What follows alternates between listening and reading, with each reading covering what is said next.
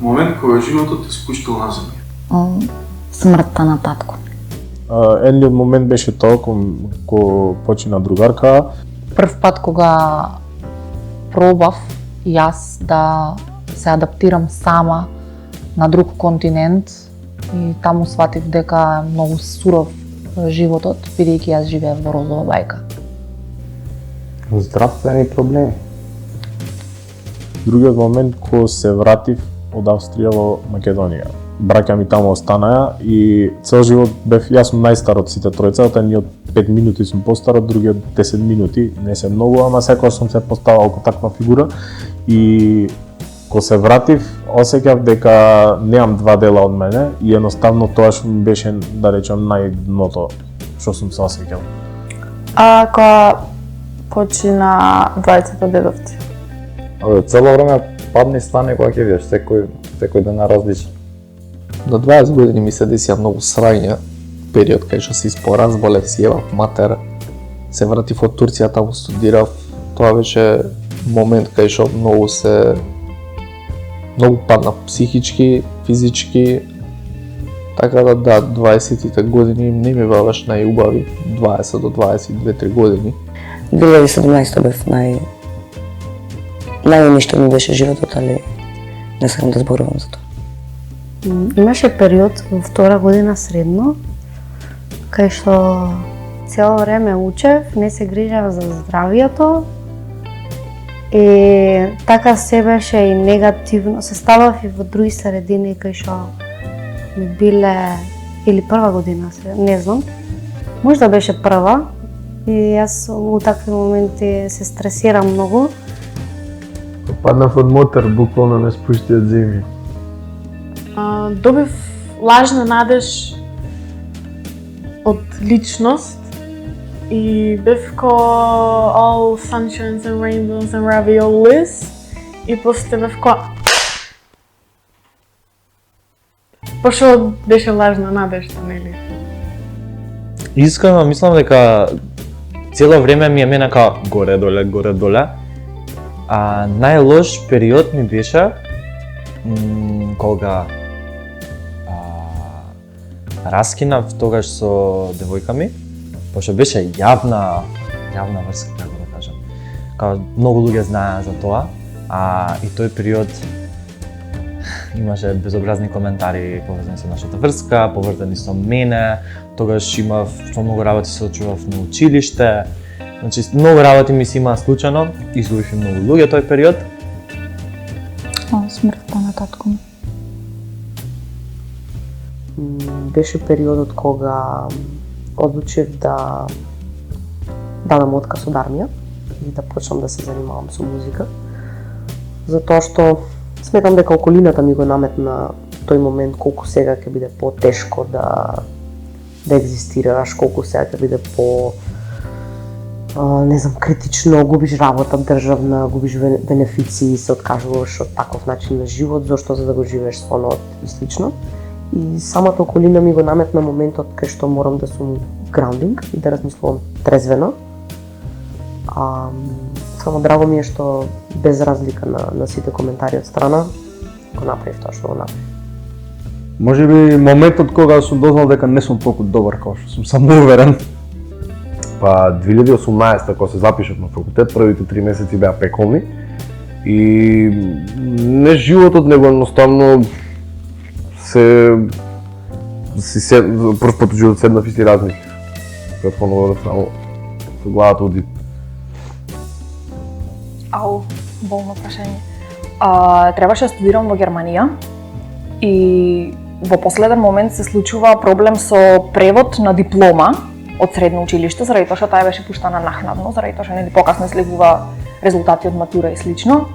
И до последен момент не беше јасен што е проблемов и во суштина излегува проблем дека е во печат на превод на диплома и јас фајчам викенд, значи нема шанса да се санира таа штета што беше направена, а во понеделник почнува академската година и јас фино лепо парталите назад Македонија уким.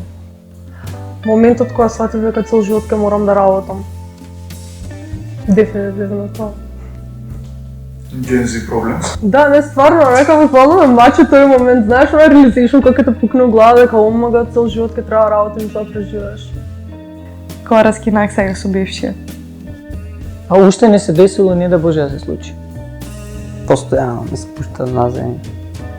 Секој ден ми само ќе на трчање ме спушта на земја. А така по-тежок момент што ме спушта на земја, не знам нешто. Кога сум се повредил во трчање или било што.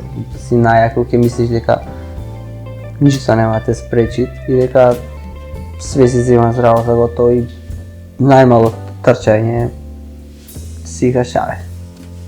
И кога ќе се повредиш си кажеш камо да можам да трчам, не мора да одам на трки, не мора ништо да правам, само да уживам во природа, нешто кога си спречен да го правиш тоа што сакаш. Некако тој ми е момент кај што те спуштат многу.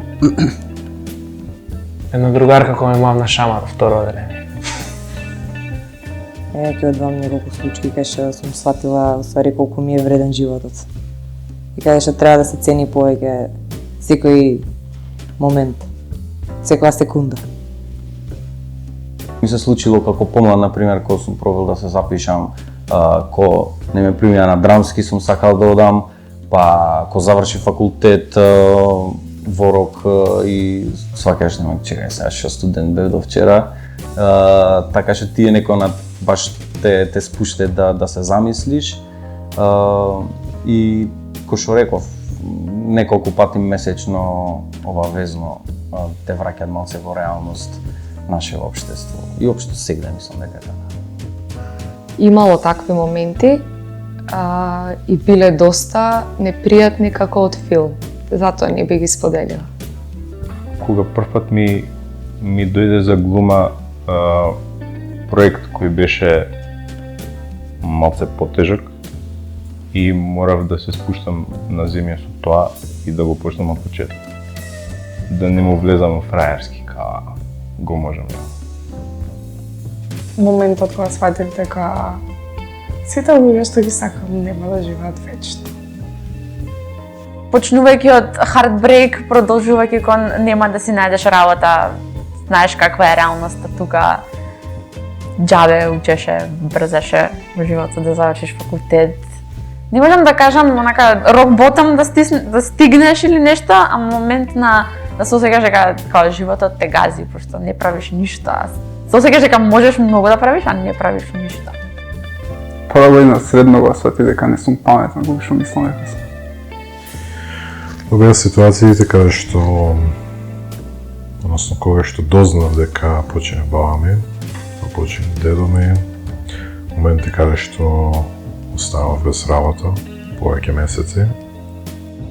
Порано имав чудна навика, пошто многу учев, многу учев, да си го кревам егото, јас све знам, јас вака, јас така. Се деси да одам на надпревар, кај што имаше деца што знаеа многу повеќе од мене.